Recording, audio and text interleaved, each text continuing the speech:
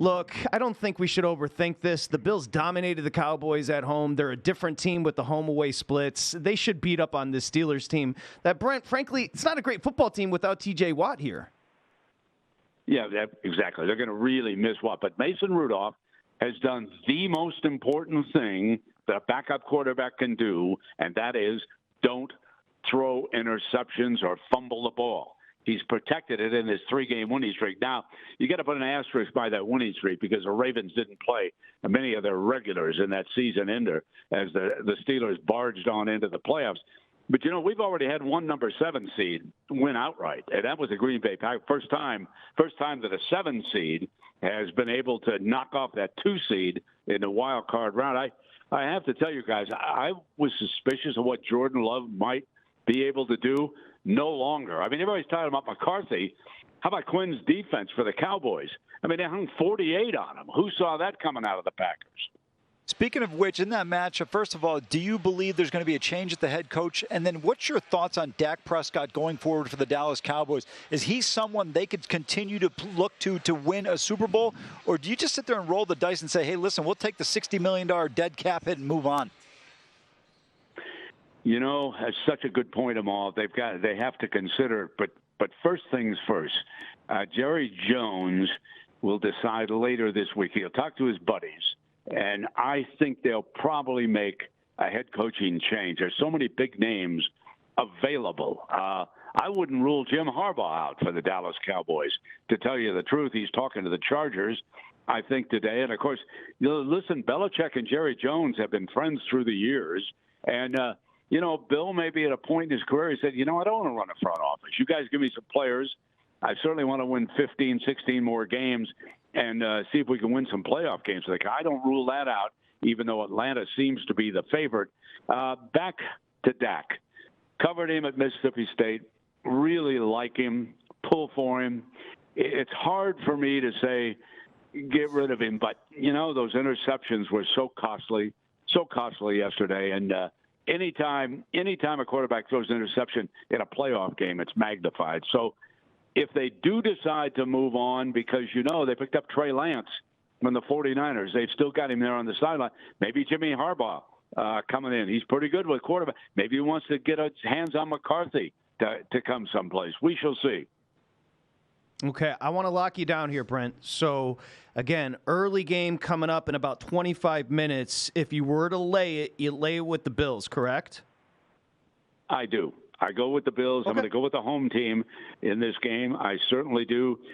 In the nightcap, I really do not have a strong feeling because I don't know what's going on with the Philadelphia Eagles. I got no clue as to what their mindset is. And the Buccaneers are nursing some injuries. Let me tell you something.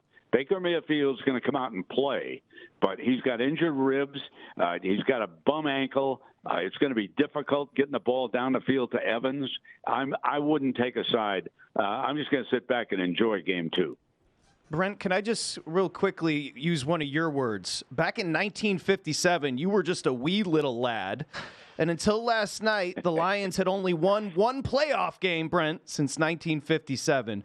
You covered the sport better and longer than anybody. Can you contextualize the Lions winning a home playoff game last night? No, I was a Lions fan growing up when I went off to prep school and then Northwestern. And Doak Walker was one of my heroes. And even Bobby Lane in his days before he went to the Steelers. It was amazing. And not only did they win a game, but they got a second home game when the Cowboys lost. And that means millions and millions for the Lions. So look out. The Lions and the 49ers, in my mind now, could well meet for the NFC Championship. You mentioned the 49ers. Green Bay looked great yesterday. They win easily in Dallas. Can they challenge this San Francisco team with the additional week of rest? Jordan Love playing as well as any quarterback in the NFL since Week 12. Yeah, but I think what happened yesterday is the Packers got the Niners' attention. They said, wait a minute. These guys are better, we disposed of the Cowboys like they did. We better be careful with this team going forward. So I would fully expect an all-out great performance by the San Francisco 49ers. They're on high alert.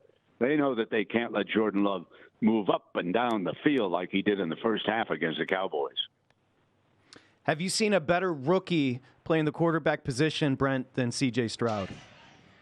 Amazing. Just an amazing. You know what's interesting? I was listening to a coach. I can't remember his name right now. There's a bunch of NFL coaches talking.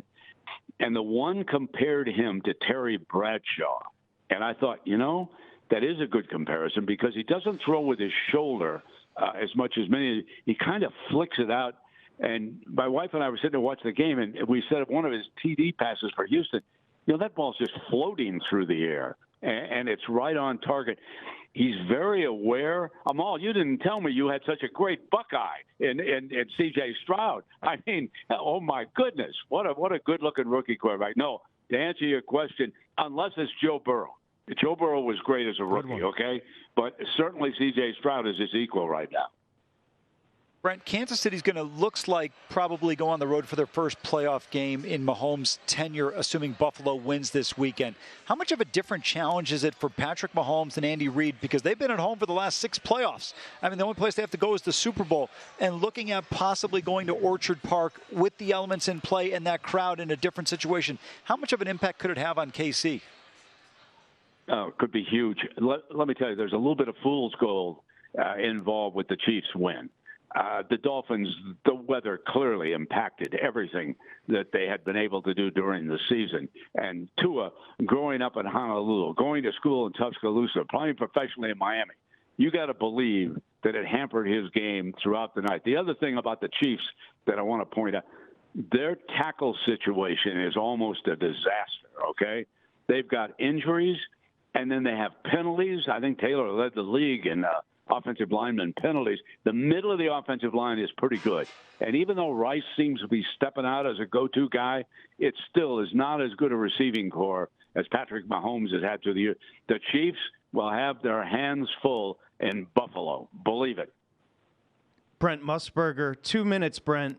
The 39.5 on the total coming up in just about 20 minutes. I believe you have a lean as far as the Steelers-Bills total. Again, the conditions look pretty good. Yeah, I think they can strike. I think they can get over on this number. I think hadn't it fallen when words of that storm came? Aren't there some people sitting on a 33 on this game? I think I saw a number when I went down to before the game was called off. I was doing some recording down at the VSiN studio at Circa, and I think I saw it down into the low 30s. Oh, it reached all the way 33, Brent. Yeah, 33, yeah, 33 and a half, and right now we're sitting 39. Yeah, exactly. So, most of the people who bet the over early are still holding the 33, okay? And I think these two teams will get into 40. I really do. Now, that's provided my guy Mason Rudolph doesn't start turning the ball over in this game, but if you take a look at these quarterbacks who have come out of nowhere, like Stroud being a rookie and Love for the Green Bay Packers, Mason, you're the next man up. So he's got Pickens to go downfield. I fully expect the Steelers to be able to move the ball on the ground also. Go to VSiN.com/subscribe to become a VSiN Pro subscriber today.